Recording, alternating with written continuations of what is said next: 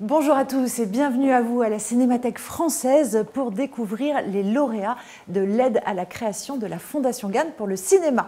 Alors ces lauréats, vous allez les découvrir dans quelques instants. Ils font partie des 120 projets étudiés cette année par un jury qui a eu la lourde tâche de n'en retenir que 4 parmi des projets de premier et second long métrage, puisque vous le savez, seuls ces projets sont éligibles. Bon, dans les assurances, on aime bien les chiffres, alors je vous précise que cette année, 76% étaient des projets de premier long métrage, les 24% restants étant de fait des seconds, avec une part féminine en constante augmentation. L'année dernière, 35% des dossiers étaient portés par des réalisatrices, une part qui cette année fait un bond jusqu'à 43%. On s'approche doucement mais sûrement d'une véritable parité. Avant de découvrir les lauréats de cette année, j'ai le plaisir de rejoindre le président. Il est à la fois président de la Cinémathèque française et président d'honneur de la Fondation Gane. Bonjour Costa Gavras. Bonjour. Alors, on est ici en plein milieu de l'exposition consacrée à Méliès, notre père à tous. Est-ce qu'on peut dire que pour les lauréats aujourd'hui, jeunes réalisateurs, c'est un peu comme un parrain magique de l'au-delà? D'abord, ce n'est pas une exposition, c'est un musée. C'est vrai, pardon, un musée. Que la Cinémathèque a décidé de créer parce que nous avons énormément d'originaux qu'on a réunis depuis des années, depuis, je dirais même des années 30. Pour le lauréat, mais aussi pour nous tous, cinéastes, c'est le début. C'est l'homme qui a fait les premiers films, et c'est l'homme aussi qui a fait les premiers, et peut-être tous les trucages qu'on puisse faire au cinéma. Ouais. Tout. Il faut dire aussi qu'il a touché à tout. Il a touché au cinéma social, il a même fait un film sur l'affaire Dreyfus. Absolument. D'ailleurs, ça a créé des problèmes. Il y a eu des bagarres dans la salle, et la police, c'était peut-être des premiers films interdits aussi. Voilà. Donc Méliès a fait tout. Et c'est vrai que quand on voit sa carrière, il a commencé avec rien, avec aucune connaissance. Et il fait des trucages, on se demande aujourd'hui comment il a pu les faire. Voilà. Alors, aucune connaissance, mais il était passionné de magie. Donc il avait quand même déjà cet esprit pour faire rêver les gens. Des faiseurs de spectacle aussi. Et il a fait du spectacle tout le temps, comme il a fait avec le cinéma. Parce que finalement, le cinéma, c'est quand même un spectacle. Absolument. Je pense que les spectateurs, ils vont voir des films, ils vont au spectacle. Voilà. Vous parliez effectivement de tous les genres de cinéma qu'il a abordés, et on le considère comme le premier réalisateur politique avec justement ce film sur l'affaire Dreyfus. Là, pour le coup, vous ne pouvez pas y être insensible. Mais moi, je pense que tous les films sont politiques, hein, c'est mon sentiment, absolument. Il a fait même un film sur l'Inquisition. Il a tout fait. Donc, je pense qu'il a commencé le cinéma, il a donné des directions, et qu'on suit toujours. Voilà. Et vous les avez toutes suivies. Alors, vous-même avez réalisé votre premier film, Compartiment tueur, à l'âge de 32 ans. Est-ce qu'un premier film garde toujours une place un peu à part dans une carrière aussi riche et longue soit-elle? Dans le cinéma, on ne fait pas de carrière. On fait un parcours, on fait des films, on fait de l'art. Non, un premier film, c'est un petit miracle.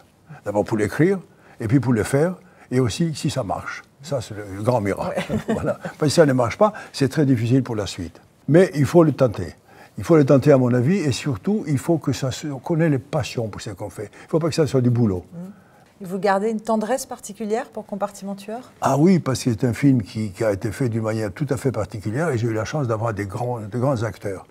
Il y a Simone, Signoret, Perrin, enfin plein de grands acteurs, Yves Montand évidemment. Et ça a été vraiment un grand plaisir qui s'est complété parce que le film a très bien marché. Bah oui, et un grand succès. Dans le monde en plus, un grand succès, voilà. Bah, du plaisir et du succès, c'est tout ce qu'on souhaite bien évidemment aux lauréats que vous allez bientôt découvrir.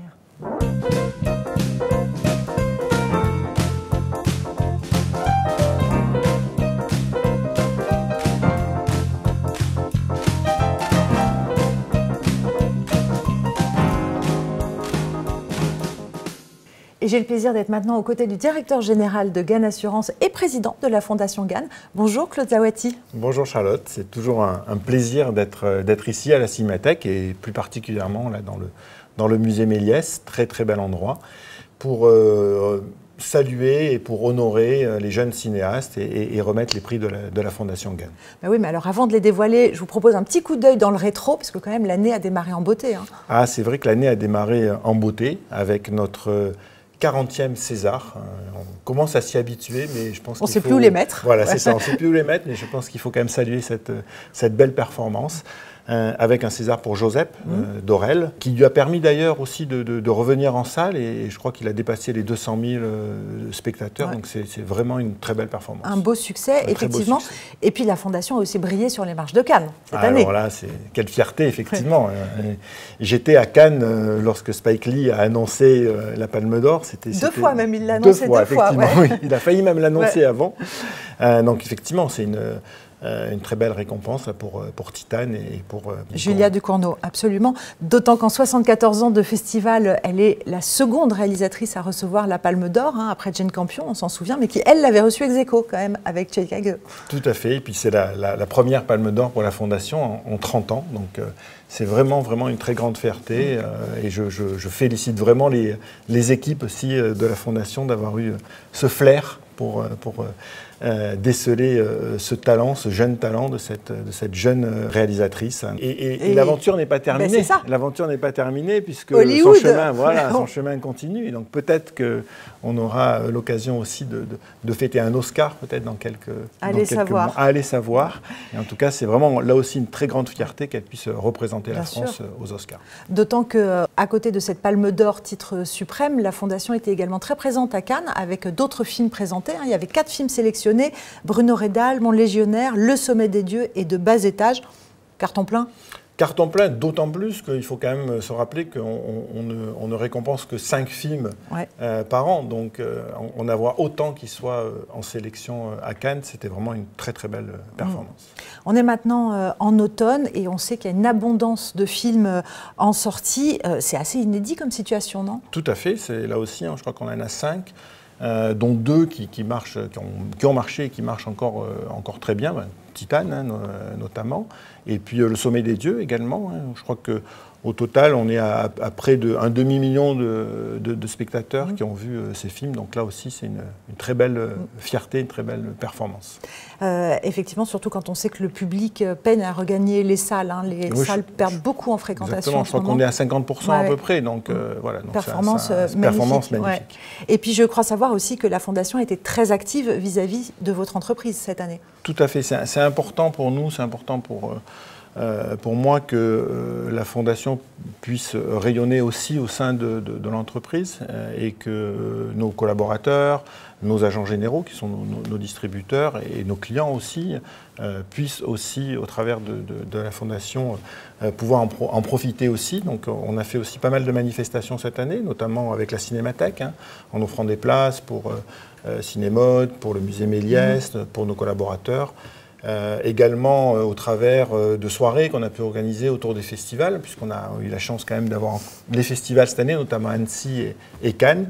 Et donc on a pu accueillir de nouveau des agents, des clients. Et donc ça aussi, c'est une très belle fierté pour nous. Et donc vous faites rayonner le cinéma au sein de l'entreprise, en interne et aux yeux du monde entier, avec ces prix qu'on va maintenant révéler. Exactement. Merci Claude. Merci Charlotte. L'aide à la création de la Fondation Gane s'attribue sur scénario. Elle s'élève à 53 000 € répartis entre le producteur et le réalisateur et peut être enrichie en apport en industrie. Le jury est composé de personnalités du monde du cinéma et il est présidé par un parrain ou une marraine, ancien lauréat lui-même. Et cette année, c'est un parrain. Scénariste et réalisateur, il n'aime rien tant que mettre en scène des hommes face à face, dos à dos ou côte à côte. Dans ses films tels que Nos retrouvailles, Frères ennemis ou Loin des hommes, à savoir Reda Kateb, Viggo Mortensen ou Matthias Schoenaerts, excusez du peu. Bonjour David Holofen. Bonjour. Alors vous êtes vous-même ancien lauréat, c'était en 2005 pour votre premier film Nos retrouvailles qui a été sélectionné à la Semaine de la critique. Vous vous souvenez de l'impact que cette aide avait eu sur la carrière du film ? Oui, je me souviens très bien parce que c'était pour moi une excellente nouvelle. C'était le premier oui autour de ce film. Mais ça avait été effectivement la première institution à nous apporter le soutien. C'est des moments d'incertitude. Monter un premier film, c'est jamais facile. Et moi, c'est pour ça que je trouve que la Fondation Gane a un rôle vraiment très, très important. Et du coup, vous n'avez pas hésité quand on vous a proposé de présider le jury ? Voilà, c'était lié. Moi, je me souvenais très bien, même si c'est quand même à dater. Mais non, c'était hier, 2005. Non, j'ai pas hésité, effectivement. Ouais. Moi, j'ai été très reconnaissant de la Fondation Gane à cette époque-là. Est-ce que vous avez décelé cette année, dans tous les projets étudiés, une sorte de couleur, des enjeux ou des thèmes récurrents ? Alors il y a toujours les mêmes, comment dire, je pense le même panel, surtout quand il s'agit de premier ou deuxième film. Enfin, il y a toujours le thème de l'amour, le thème politique, et peut-être cette année plus que les autres thèmes, c'est celui de la famille, Oui. la paternité, La la filialité. ouais. Très présente, on va effectivement le voir en dévoilant les lauréats. Alors vous n'étiez pas seul, hein, il y avait des camarades de cordée avec vous. Vous pouvez nous dire un mot sur les autres membres du jury? Bien sûr, alors ça s'est déjà très bien passé, c'était très agréable. Je pense qu'on était assez d'accord les uns avec les autres. Il y avait Maud Adeline qui est scénariste, Manuel Chiche qui est producteur et distributeur. Il y avait Samuel Douer qui est un de vos confrères, un collègue, journaliste à Télérama, responsable des écrans, ça s'appelle maintenant. Oui. Marc Benoît Créancier, producteur. Et il y avait Dominique Hoff, délégué général de la Fondation. C'était très agréable parce que je pense que tout le monde a discuté de bonne foi et on est tombé d'accord sur les lauréats assez vite. David, il est temps de nous dévoiler le premier lauréat de l'aide à la création 2021 de la Fondation Gane. Alors, le premier lauréat, c'est Vincent doit mourir, réalisé par Stéphane Castan. Et ce Vincent, c'est un jeune trentenaire parisien qui se fait agresser sans aucune raison apparente par des inconnus. Les attaques se multiplient et il n'a d'autre choix que de fuir en province pour tenter de sauver sa peau. Mais, sauf qu'il doit se soustraire à tous les regards car il tente de survivre dans un monde où chacun tente de tuer son prochain. Bonjour Stéphane. Bonjour. David, est-ce que le zombie qui sommeille en vous s'est réveillé d'un coup à la lecture de ce scénario atypique? Oui, la lecture de ce scénario nous a tous réveillés collectivement. Je ne sais pas si c'est un film de zombies, effectivement, ça reprend la mécanique du film de zombies. Ce qui nous a intéressé dans ce film, c'est qu'il y a une idée effectivement formelle, c'est une idée de cinéma, de forme, mais qui est utilisée avec beaucoup de profondeur. Je dirais que la forme est un moyen plus qu'un aboutissement. Le scénario ne cherche pas à exploiter comme ça de façon obsessionnelle une idée qui serait purement formelle. Là, je pense que Stéphane, par cette forme, parle de la violence rentrée qu'il y a... Et du monde contemporain. De notre monde, de notre violence rentrée individuelle, la violence rentrée collective, des conséquences que ça a sur la société, sur notre façon de vivre ensemble, sur l'amour. On a été très convaincus par le scénario et très convaincus par le fait que ce soit Stéphane qui le réalise, d'autant qu'on avait beaucoup apprécié son court-métrage qui s'appelle Final, où il y a beaucoup de générosité dans le regard, beaucoup de frontalité, d'amour pour ses personnages. Et je suis sûr qu'avec ce scénario, ça va produire quelque chose de fort et un regard fort sur notre société. Stéphane, on dit souvent qu'un premier long métrage a une grande part autobiographique. Alors, soit vous m'inquiétez, soit vous échappez à la règle. Déjà, je ne suis pas le seul responsable, en tout cas dans votre inquiétude, parce qu'il y a un scénario de Mathieu Naert au départ. Dès la lecture, j'ai tout de suite vu que mes névroses allaient pouvoir dialoguer avec ce scénario, l'histoire de cet homme que tout le monde veut tuer du jour au lendemain. J'ai tout de suite eu envie de prolonger le geste de Mathieu et de dialoguer, de faire conjuguer nos névroses ensemble. La question de la paranoïa, effectivement, traverse tout ce récit, mais est-ce que vous pensez que c'est plus une névrose personnelle ou une paranoïa collective? L'un ne va pas sans l'autre, je dirais. Et puis je pense qu'une névrose personnelle s'épanouit pleinement dans une paranoïa collective. Comment, entre l'intimité d'un personnage et une folie collective, comment ça dialogue. C'est un peu la courbe du film, c'est-à-dire que ça commence, on se dit, est-ce qu'on est dans le regard d'un fou? Et au fur et à mesure du film, finalement, on se dit, non, en fait, c'est le monde autour de Vincent qui est en train de virer complètement taré, quoi. Au cœur du film, il y a aussi une histoire d'amour. Quelle place elle prend dans la trajectoire de Vincent? Je dirais qu'elle est essentielle, même si elle arrive à mi-parcours du film. C'est-à-dire que Vincent est un personnage qui n'est ni sympathique, ni antipathique, mais qui a du mal avec l'autre, c'est-à-dire qu'il n'arrive pas à lui parler, enfin en tout cas à nommer les choses. Et en même temps, au fur et à mesure du film, à force de se prendre des coups dans la gueule, il va avoir besoin de tendresse, quoi. Et il va finir par tomber amoureux, et forcément il va tomber amoureux au pire moment, c'est-à-dire que c'est pas évident de vivre une histoire d'amour quand l'autre peut potentiellement... vous sauter dessus. Quelque part, c'est une manière de parler du couple. Et oui, elle est importante, cette histoire d'amour, parce qu'en même temps, c'est une issue possible, en tout cas, une échappée au désastre général qui arrive à la fin du film. Et alors, si le film est à mi-chemin entre la dystopie sociale et le survival ou le film de zombies, le traitement visuel dont parlait David, il est plutôt naturaliste ou fantasmagorique? Un peu les deux. C'est qu'il va falloir forcément du réalisme pour créditer cette histoire, puis aussi pour sur le traitement des combats. J'ai pas envie qu'on ait des chorégraphies très sophistiquées. Vincent est quelqu'un qui ne sait pas se battre. Alors non, il faut que les combats soient sales, gênants, que la caméra soit plutôt à l'épaule, et en même temps, au fur et à mesure du film, devient de moins en moins réaliste, davantage crépusculaire. On va vers une apocalypse. Un mot sur le casting, puisque je crois savoir que vous mêlez des acteurs professionnels à des amateurs. Alors ça, je l'ai fait beaucoup pour mes courts-métrages. Je pense que pour ce film-là, je vais mettre quelques comédiens amateurs, parce que j'aime bien le mélange, mais plutôt pour des petits rôles. Secondaires, ouais. Là, on va être avec Karim Leclou pour le rôle principal et Vima Laponce pour Margot. Celle qui lui saute dessus, en tous les sens du terme. Voilà, ça vous verrez bien. Le tournage est prévu quand? Le tournage est prévu pour fin mai, début juin. D'accord. Eh bien, bonne chance à Vincent et à tous ceux qui vont croiser sa route. Merci beaucoup. Merci à vous. David, je vous invite à lui remettre ce beau trophée, le premier de cette année, pour Vincent doit mourir. Bravo. Merci. Et bon tournage. On va tâcher.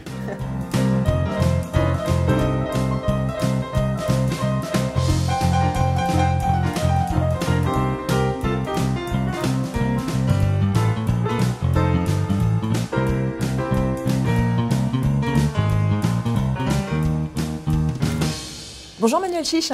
Bonjour Charlotte. Alors c'est à vous de nous annoncer le second lauréat de cette aide à la création 2021. Eh bien le second lauréat de l'aide à la création 2021 est le projet L'émeute de Kamel Lazrak. Et voilà qu'on embarque en voiture le temps d'une nuit dans les faubourgs de Casablanca avec Hassan et Issam, un père et son fils chargés de se débarrasser d'un corps. Ce qui n'est pas une mince affaire quand tous ceux que l'on croise la nuit sont des pompistes méfiants, des pêcheurs ivres-morts ou des chiens de combat. La nuit va être longue et agitée. Bonjour Kamal. Bonjour. Manuel, qu'est-ce qui a particulièrement séduit le jury dans ce road movie nocturne ? Déjà la découverte d'un univers assez singulier, d'un Maroc nocturne et noctambule qu'on ne connaissait pas. Cette espèce de dérive nocturne sous forme de film noir avec deux pieds nickelés qui sont des voyous mais hantés par la peur de Dieu. Cette espèce de retour à la religion comme absolution des mauvaises actions est quelque chose de très prégnant, je pense, dans la société contemporaine. On peut dire qu'Amal est possiblement un cinéaste de la violence et sociale et physique qui gangrène nos sociétés. Et on pense tous que Kamal est promis à un grand avenir. Merci. Kamal, qui il faut entendre derrière ce titre d'émeute? Ce sont les déshérités, ceux qui vivent à la marge? Oui, en partie, mais c'est vrai que je me suis beaucoup inspiré de la réalité de Casablanca. Et c'est vrai qu'on a toute une population qui essayent de survivre au jour le jour, sans emploi stable et qui sont ouverts à toutes les opportunités. Ils se rassemblent parfois en bande, ils errent dans la ville à la recherche de quoi gagner leur vie. Puis aussi, comme a dit Manuel, il y a une violence un peu bestiale qui peut surgir de temps en temps, et en même temps une humanité très profonde que je montre aussi dans le film. Donc c'est tous ces éléments-là qui m'ont entraîné vers ce titre. Alors, vos deux héros vont tout faire pour exécuter leur mission, mais comment vous appelleriez ce qui se dresse face à eux? C'est le destin, la fatalité ou des mauvais choix? C'est un peu de tout ça. C'est vrai que la première mauvaise décision qu'ils prennent, c'est sans doute d'accepter cette mission, mais ils n'ont pas tellement le choix. Et c'est vrai qu'après, au fur et à mesure des deux convenus qui s'accumulent et qui se succèdent, le personnage du père notamment va être convaincu que c'est le destin qui s'acharne contre eux. Il va tomber un peu dans le mysticisme. Il va penser qu'il y a des forces supérieures qui sont en train de les manipuler. Et face à ce père qui perd pied, on aura ce personnage du fils, lui, qui va prendre le relais et se révéler justement en luttant contre ce supposé fatalisme qui les écraserait et qui les empêcherait de s'en sortir. Donc il y a vraiment une sorte de passage de relais entre les deux personnages. Manuel, tout à l'heure, disait des pieds nickelés. C'est vrai qu'il y a une part de burlesque aussi dans la succession de péripéties qu'ils vont devoir affronter. C'est vrai. Le burlesque, ce n'est pas quelque chose que j'ai construit comme un genre ou comme un effet de style, mais je trouve que c'est quelque chose qui est très présent aussi dans les endroits que je filme à Casablanca. Que ce soit dans la vie de tous les jours ou même là récemment pendant les repérages et les castings, on avait souvent des irruptions comme ça de burlesque mélangées un peu à du tragique. Et c'est vrai que même des fois la réalité dépasse la fiction et qu'on assiste à des choses qu'on ne pourrait même pas mettre dans un script. Même pas écrire. C'est ça, et donc il y avait tout un équilibre aussi à trouver entre ce burlesque, cet humour et quelque chose qui reste authentique. Tout le film se passe le temps d'une nuit. Alors on dit souvent qu'elle porte conseil, là je ne suis pas sûre. Qu'est-ce qu'il y a pour vous de si particulier dans le temps de la nuit ? Moi, ce qui me plaisait, c'était justement cette unité de temps. On a deux héros à qui il arrive un problème à la tombée du jour et ils vont devoir le régler absolument avant la levée du jour. Donc ça introduit tout de suite une tension, une urgence qui permet, je pense, de ressentir avec eux ce qui leur arrive, de vivre le film comme une plongée un peu haletante dans la ville. Et puis l'autre chose, c'est qu'on a des personnages qui sont ancrés dans une réalité sociale assez marquée. Et la nuit, je pense que ça permet de se décaler un peu de cette réalité. On est avec eux, ils passent de la frénésie urbaine au silence des zones périphériques. Il y a des irruptions de personnages un peu absurdes. Il y a quelque chose comme ça de l'ordre du mysticisme qui prend place. Et je pense que ça, avec la nuit, ça nous aide à rentrer dans cet univers qui me plaisait. Oui. Et vous faites le choix d'un casting entièrement composé de comédiens amateurs, non professionnels. Pourquoi ce choix ? C'est une méthode qui s'est un peu imposée à moi. Dans mes 2 précédents courts-métrages, j'avais fait appel à des non-professionnels. Je trouve que c'est très intéressant de choisir des acteurs qui sont proches des rôles, de se nourrir aussi de leur expérience, de leur vécu.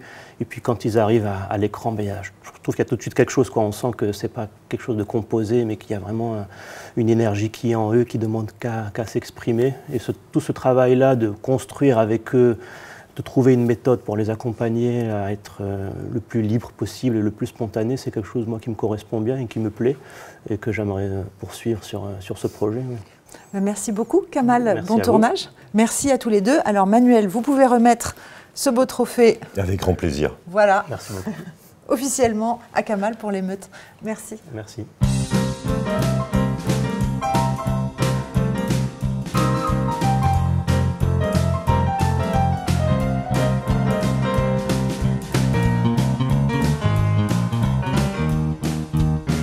Bonjour, Madame Line. Bonjour, Charlotte. Alors, quel est donc le 3e lauréat de cette année ? C'est La fille de son père de Erwan Leduc. La fille de son père, c'est l'histoire d'un cordon difficile à couper. Étienne vit avec sa fille Rosa, de 16 ans. Il l'élève seul et sans tristesse après que son amour de jeunesse ait joué les filles de l'air. Mais à l'heure où Rosa doit voler de ses propres ailes, rien n'est facile et encore moins quand le dit amour de jeunesse réapparaît soudainement à la télévision. Bonjour Erwan. Bonjour. Alors Maud, j'imagine que tout le jury avait vu Perdrix, le premier film d'Erwan. Oui. Qu'est-ce qui vous a particulièrement séduit dans cette histoire de famille et d'émancipation ? Alors ce qu'on a aimé dans le scénario, c'est l'histoire de ce père et de sa fille, qui est une grande adolescente, qui doivent apprendre à se séparer, surtout lui, je dirais. Ce qu'on a aimé aussi, c'est le ton en fait d'Erwan. Alors je m'étais jurée de ne pas dire le mot singulier, parce que je pense qu'on va tout le temps vous dire que c'est singulier votre univers. C'est un mélodrame qui est raconté avec un comique pince sans rire, qui nous a beaucoup touchés. Un petit peu comme si on arrêtait de respirer, comme l'exercice on arrêtait de respirer, on retiendrait son émotion, et d'un coup, l'émotion arrive, comme quand on lâche son souffle. Erwan, les relations filiales et les désirs d'indépendance étaient déjà au cœur de Perdrix, mais plutôt du côté parental, avec les enfants qui ont un peu du mal à quitter le nid. C'est encore le cas pour La fille de son père ? Oui, c'est encore le cas. Après, c'est vrai que c'est un film que j'ai commencé à écrire en fait en partant de Perdrix aussi. J'avais un personnage qui était le frère du personnage principal qui se débattait avec sa fille adolescente, et j'avais envie de continuer avec ces personnages-là. Donc ça part vraiment de ce premier film, et c'est vrai que les thématiques sont sont une continuité de ça. Et là, oui, c'est vraiment l'histoire de cette relation singulière. Le mot me va très bien, entre ce père et sa fille, quoi, et comment cet amour inconditionnel est à la fois quelque chose qui les entoure, qui les protège, et puis qui les encercle et qui les étouffe. Vous dites une relation singulière, mais c'est une relation apaisée aussi, malgré la fuite, on va dire, de la mère. Est-ce que vous diriez que ce père et cette fille ont fait le choix de la joie ? Oui, j'espère. Oui. Après, ce que disait Maud, c'est très juste. Enfin, moi, c'est même quelque chose que je ne m'étais pas forcément formulé, cette histoire ce trajet du mélodrame qu'on retient. Le point de départ, c'est aussi le départ de la mère qui part quand sa fille est très jeune, et donc laisse les deux, à la fois le père et sa fille, grandir ensemble. Donc oui, il y a un choix un peu rationnel, un peu fou dès le départ, de se dire non, oui, on a eu cette épreuve, mais ça ne sera pas dramatique, et on ne va pas être enfermé est conditionné par ça. Pour Étienne, le père, c'est forcément un choix un peu fou, quoi, puisque voilà, c'est quelque chose qui le travaille forcément.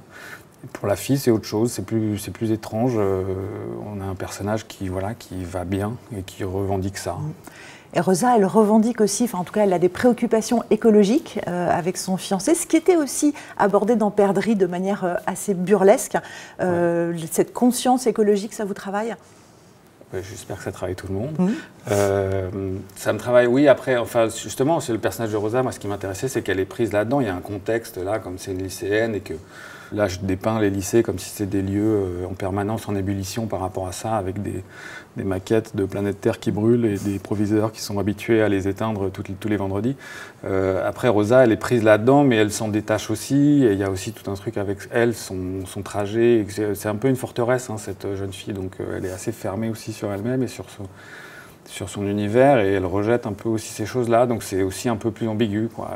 Voilà. Est-ce que vous diriez que le film nous révèle que c'est difficile d'entamer un nouveau chapitre de sa vie sans avoir clos le chapitre précédent ? Je sais pas, faudrait que je vais tourner le film, après à la fin on verra. Mais oui, c'est sûr que la question se pose, c'est une des questions qui est posée à Étienne.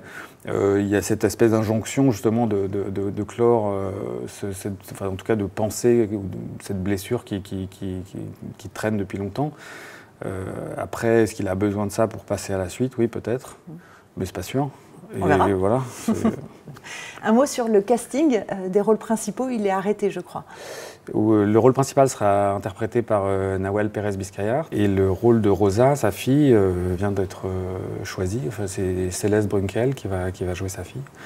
Ouais, c'est très excitant. Ça fait un duo de cinéma qui est assez unique, je crois. Et dans leur relation, ils ont aussi une dynamique parfois contradictoire qui est assez excitante. Et vous tournez quand ?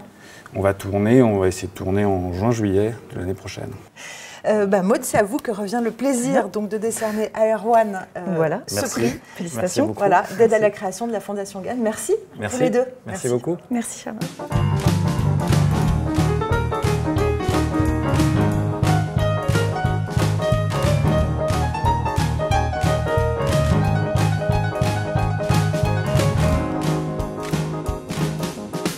Bonjour Marc Benoît. Bonjour. Alors c'est à vous que revient le plaisir de révéler le dernier lauréat ou lauréate de cette édition 2021. Il s'agit de L'amour selon Dalva d'Emmanuel Nicot. Dalva, c'est une enfant de 12 ans dont le monde s'écroule le jour où la police débarque chez elle et embarque son père. Elle le défend bec et ongles, mais se retrouve en foyer et il lui faudra du temps pour comprendre que leur relation singulière ne relève pas de l'amour mais d'un crime. Bonjour Emmanuel. Bonjour, enchantée. Alors, qu'est-ce qui a motivé le jury autour de ce thème si tabou qu'est l'inceste ? Un scénario coup de cœur pour nous tous. Il y a eu une unanimité très, très rapide. C'est un scénario qui peut paraître dur comme ça sur son sujet et qui pourtant est plein de vie. C'est l'histoire quand même d'une petite fille qui est une survivante, qui se bat pour aller vers une indépendance, qui va apprendre à devenir une petite fille. C'est un film extrêmement documenté, donc il y a beaucoup de respect, beaucoup de netteté, et en même temps on est dans une œuvre de fiction où le récit nous tient du début jusqu'à la fin. Je me répète, mais c'est un vrai coup de cœur qu'on a hâte de voir et je suis absolument certain qu'on va entendre parler de lui. Emmanuel, Marc Benoît parlait effectivement de votre travail préparatoire de recherche. J'imagine bien que quand on s'empare d'un sujet aussi douloureux et délicat, ça demande une grande documentation. Mais pourquoi avoir fait le choix de la fiction plutôt que du documentaire ? Mais je pense que c'est par rapport au moment que je voulais prendre dans cette histoire. En fait, le film commence au moment où, suite à une enquête de la police et l'arrestation du père, Dalva, donc cette petite jeune fille, est emmenée dans un foyer. Et donc, en fait, c'est un personnage qui commence complètement sous emprise, sans jamais avoir posé aucun jugement sur les actes de son père, qui va finir par le condamner. C'est ce moment-là, qui est brûlant, en fait, où elle va être placée en foyer, qui est un moment où elle est encore dans l'emprise et elle va sortir de l'emprise. Et je ne m'imaginais pas filmer une adolescente dans ce moment-là aussi douloureux et confrontant son existence. Le titre de votre projet est Oui. très clair, L'amour selon Dalva. Il s'agit bien du point de vue de cet enfant. Oui, oui, tout à fait, tout à fait. Ben, en fait, le film raconte dans un premier temps cette jeune fille qui voit l'amour comme son père lui a appris, et c'est comment elle va apprendre à découvrir ce qu'elle appelle amour, en fait, et pas ce que son père appelle amour. On a souvent là cité le terme d'emprise, qui est évidemment la question centrale dans cette relation mortifère. Oui, oui, c'est l'emprise. Après, je pense que le film raconte plus la libération de l'emprise que l'emprise même. Enfin, l'emprise est clairement en sous-texte tout le temps, et c'est comment cet enfant va se libérer de cette emprise. J'ai fait comment, pas mal d'immersions dans des centres d'accueil d'urgence pour enfants placés lors de mes recherches documentaires, et j'ai rencontré en fait plein d'enfants qui étaient encore sous l'emprise de leurs parents alors qu'ils étaient placés, et pour qui la justice était injuste. Et en fait, alors que ça faisait des mois qu'ils étaient placés, ils ne comprenaient toujours pas pourquoi ils l'étaient. Et oui, c'est un combat qui dure des mois, des années, des fois une vie pour réussir à comprendre. À s'en sortir. Dalva est un rôle extrêmement fort, puissant. On parle d'une enfant de 12 ans. Alors là, j'imagine que c'est votre expérience de directrice de casting qui vous a peut-être aidé à trouver la perle rare. Oui, je pense que ça m'a aidé en tout cas à la trouver plus vite, parce que je pense que quand on est directrice de casting, même si j'ai pas fait 1000 projets, on a quand même le nez aiguisé, et je pense qu'on apprend en tout cas plus vite à comprendre là où il y a du potentiel, là où il y en a pas, et aussi directrice de casting, ça permet aussi de savoir les endroits dans lesquels on pourrait aller chercher la perle rare pour la trouver. Donc oui. Alors, contrairement aux autres projets, vous êtes la plus avancée, puisque le tournage est maintenant terminé. Qu'est-ce que vous avez appris de cette première expérience de réalisation? Je pense que c'est un petit peu trop frais pour que je vous raconte ce que je vous ai encore appris. Sous l'emprise de votre tournage? Oui.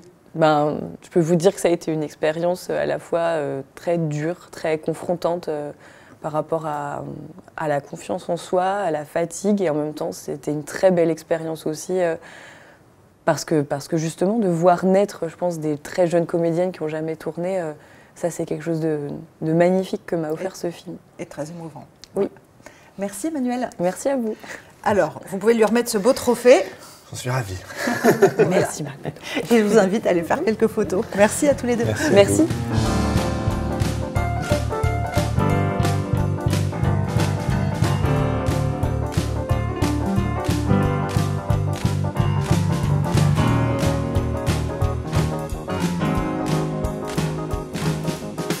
Bonjour Dominique Hoff. Bonjour Charlotte. Alors vous êtes la déléguée générale de la Fondation GAN et c'est à vous que revient le plaisir de nous annoncer le prix spécial qui arrive en complément des prix d'aide à la création. Tout à fait, plaisir parce que c'est un privilège pour la Fondation que de décerner chaque année un prix spécial qui distingue un projet atypique et ambitieux en matière de création qui nous ouvre à d'autres formes de cinéma. Et alors cette année, à qui revient-il ? Alors cette année, notre choix s'est porté sur le projet de Pierre Foldès, Saule aveugle, femme endormie. C'est l'adaptation de 6 nouvelles de Murakami, devenues une seule et même histoire, celle d'un attaché commercial un peu tristounet, d'une femme frustrée et d'un comptable qui vont tenter de sauver Tokyo grâce à l'aide d'un chat perdu, d'un crapaud géant et d'un tsunami. Incroyable. Bonjour Pierre. Bonjour, bonjour. Alors, raconté comme ça paraît un peu foutraque, mais on retrouve bien là toute la poésie et le mystère de l'œuvre de Murakami. Tout à fait. En lisant le scénario, qui est une suite d'histoires très énigmatiques, et en découvrant le traitement artistique, on a tout de suite senti qu'on allait vivre une expérience très originale entre plusieurs réalités. Alors, au moyen de l'animation, en mêlant le quotidien et les codes de l'imaginaire, de la fable, Pierre Foldès va nous immerger avec douceur dans un monde fantasmé, à la fois réaliste et magique. Et même, cela pourrait être une remise en question existentielle. En tout cas, je pense que le spectateur ne devrait pas en sortir indemne. Effectivement, vous parlez d'une remise en question existentielle, et c'est peut-être ça dont il s'agit, Pierre, comment un événement marquant, inattendu, peut nous réveiller, nous faire bifurquer d'un chemin qu'on croyait tout tracé. Oui, en fait, les personnages du film sont un peu dans une voie comme ça qui est pas géniale. Au moment où il y a ce tremblement de terre et ce tsunami, quelque part, ils ne sont pas influencés directement par... Ils ne vivent pas le drame, ils ne sont pas en train de vivre ce drame, mais ce tremblement de terre déclenche en eux un espèce de tremblement de terre interne qui va les éveiller un petit peu, leur faire changer un petit peu de route. On sait que Murakami, c'est un phénomène littéraire, mais il y a eu étrangement assez peu de films adaptés de son œuvre. Il y a eu Burning, plus récemment Drive My Car. Il n'aime pas trop ça, encore moins l'animation. Comment vous l'avez convaincu? J'habitais à Budapest à ce moment-là. Avant, j'étais aux États-Unis et puis je faisais de la musique. Puis arrivé à Budapest, j'ai commencé à faire des courts-métrages en animation. Avant, j'avais fait des courts-métrages en live.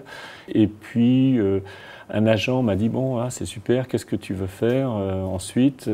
Et je lui ai dit « Moi, j'aimerais bien adapter Murakami en un film d'animation. » Et il m'a dit « Ok, on tente. » Et voilà, j'ai fait une espèce de proposition, un projet d'adaptation qui n'était pas très très précis.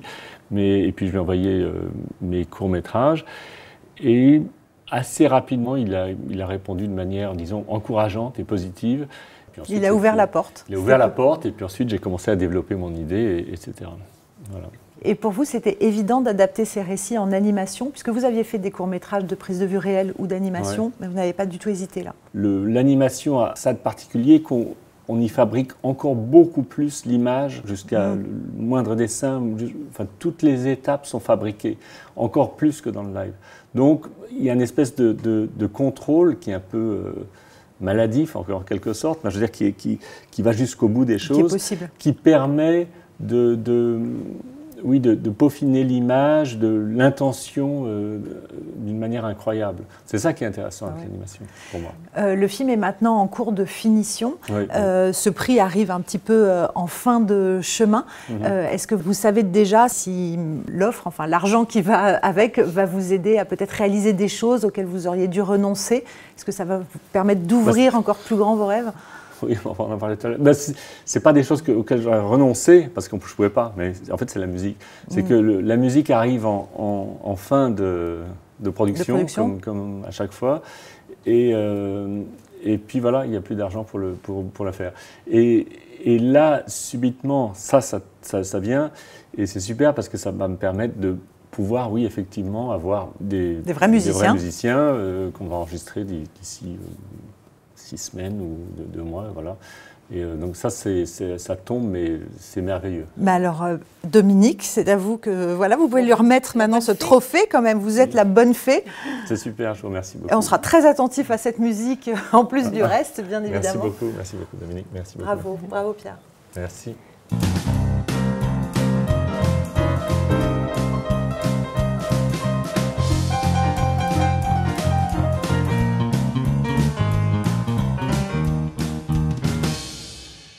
Dominique, il nous reste 2 prix à annoncer. Ce sont les prix d'aide à la diffusion.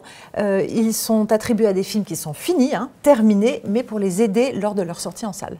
Oui, alors ces prix sont donnés en festival. Alors l'un à Cannes, dans le cadre de la Semaine de la Critique, et l'autre au Festival international du film d'animation d'Annecy.